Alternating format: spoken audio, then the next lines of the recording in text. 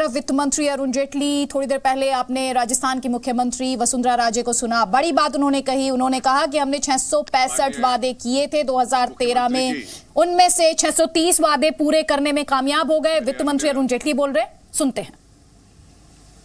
Party के प्रमुख नेता और कार्यकर्ता जो मंच पर हैं और मित्रों,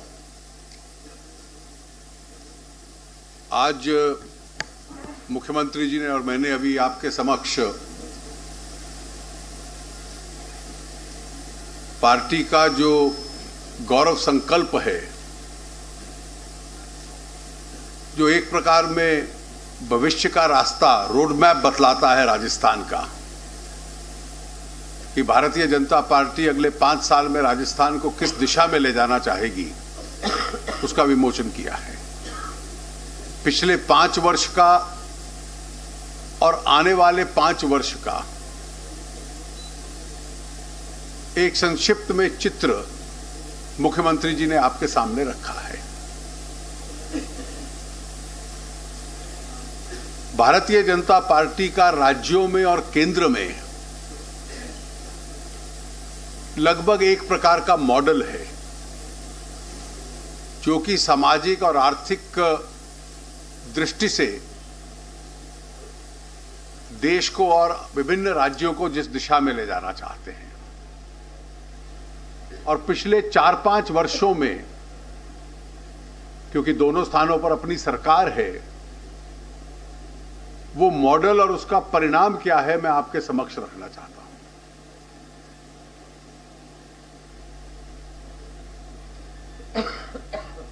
देश में जो आर्थिक प्रगति है, जब उसका विकास अधिक बढ़ता है, तो स्वाभाविक है कि वो केवल एक आंकड़ा नहीं होता, वो हर नगर में, हर शहर में, हर गांव में उसके चिन्ह दिखाई देते हैं। और उससे विकास जब बढ़ता है तो सरकार के पास साधन और राजस्व भी अधिक आता है। राज्य अपना राजस्व इकट्ठा करते हैं, केंद्र अपना करता है। जो केंद्र के पास आता है, उसमें से 42 जो कुल करते हैं हम लोग, उसमें से 42% हर राज्य को मिलता है।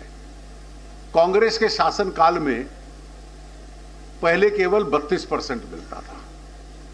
हमारा बेस भी बड़ा है और उसमें हर राज्य का अब शेयर भी बड़ा है। इसके अतिरिक्त जो हम दोनों मिलकर इकट्ठा करते हैं, जैसे पिछले 1.25 साल से जीएसटी लागू हुआ, तो 50% राज्य पे जाता है, 50 केंद्र पे आता है। जो 50 केंद्र पे आता है, उसका 42% हम और राज्य को दे देते हैं, और जो हमारे पास बचता है वो केंद्रीय योजनाओं के माध्यम से उसका एक और हिस्सा विभिन्न राज्यों को देते हैं। तो राज्यों के पास जो अपना डायरेक्ट राजस्व है वो भी है, जो बचा हुआ है जीएसटी के बाद से। जीएसटी के हिस्से का लगभग 71% तो आता ही है, 50 अपना, 21 और हमारे शेयर का डिवोल्यूशन से, और फिर सेंट्रल सेक्टर स्कीम से आता है। और क्योंकि पिछले 4-5 वर्षों में प्रगति भी देश में, आर्थिक विकास भी बढ़ा है, उसकी दर बढ़ी है, और जो देश का जो टैक्सेशन बेस है उसको भी बढ़ाया है, तो जो साधन है उसकी मात्रा भी बढ़ी है। केंद्र के पास भी बढ़ी है, राज्यों के पास भी बढ़ी है। और इसको खर्च करना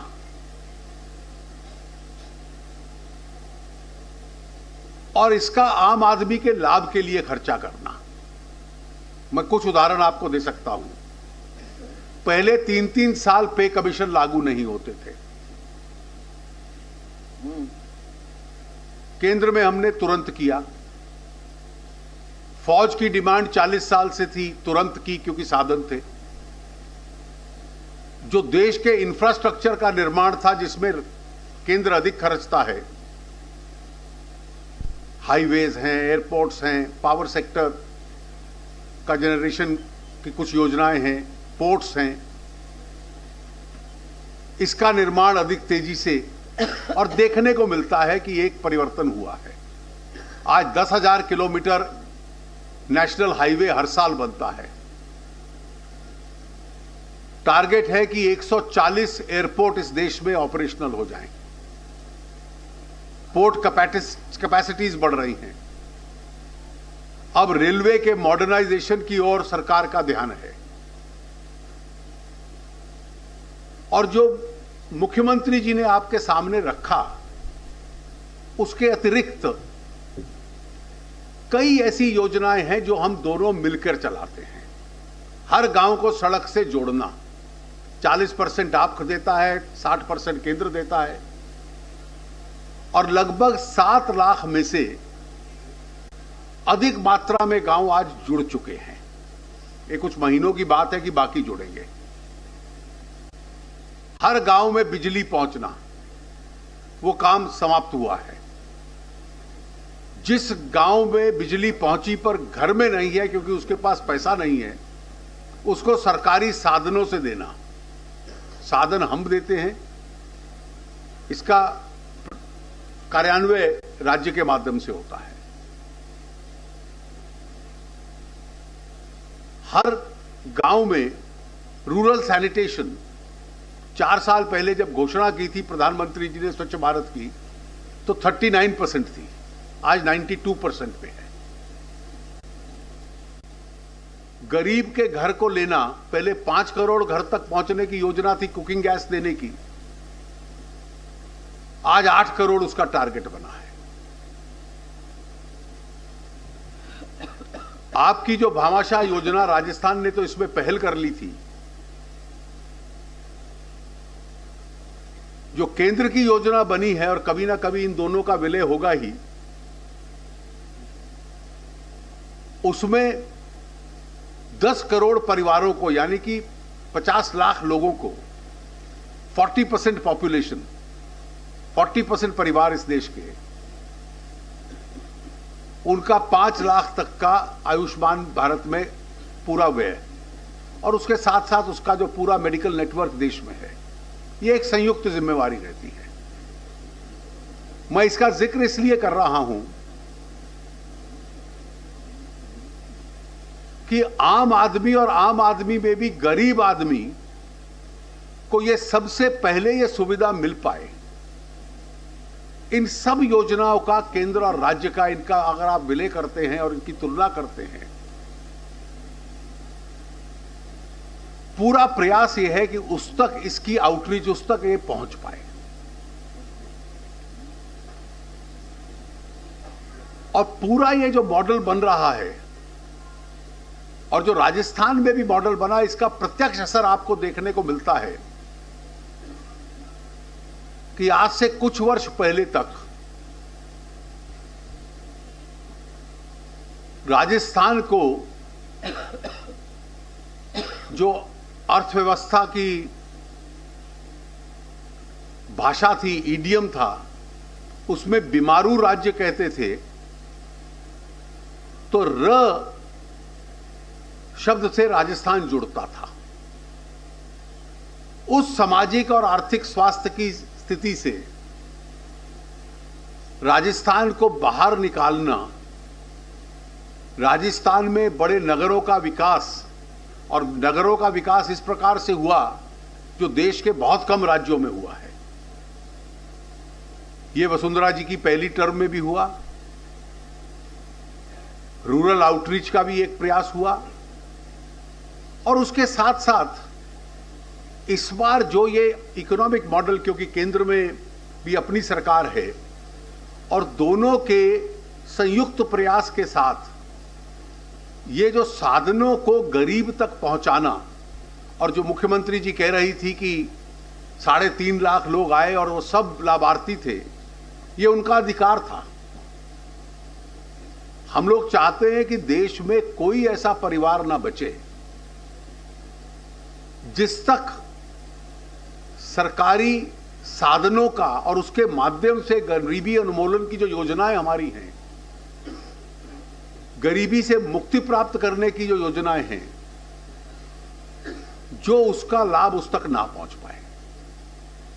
और मैं ये मानता हूं कि ये जो राजस्थान का भी और अन्य राज्यों का भी चुनाव है, इसमें जो एक विशेष अध्ययन चुनावों के बारे में होता है, पहले तो चर्चाएं और रिपोर्ट्स होती हैं और विश्लेषण परिणाम के बाद होता है। अगर सबसे बड़ा फैक्टर जो इन चुनावों को प्रभावित करेगा वो भारतीय जनता पार्टी की केंद्र और राज्य की सरकारों का जो गरीब के प्रति आउटरीच हुआ है, उस आउटरीच का जो परिणाम है वो एक एडिशनल कंस्टिट्यूएंसी हम लोगों के साथ इसमें जुड़ने वाली है।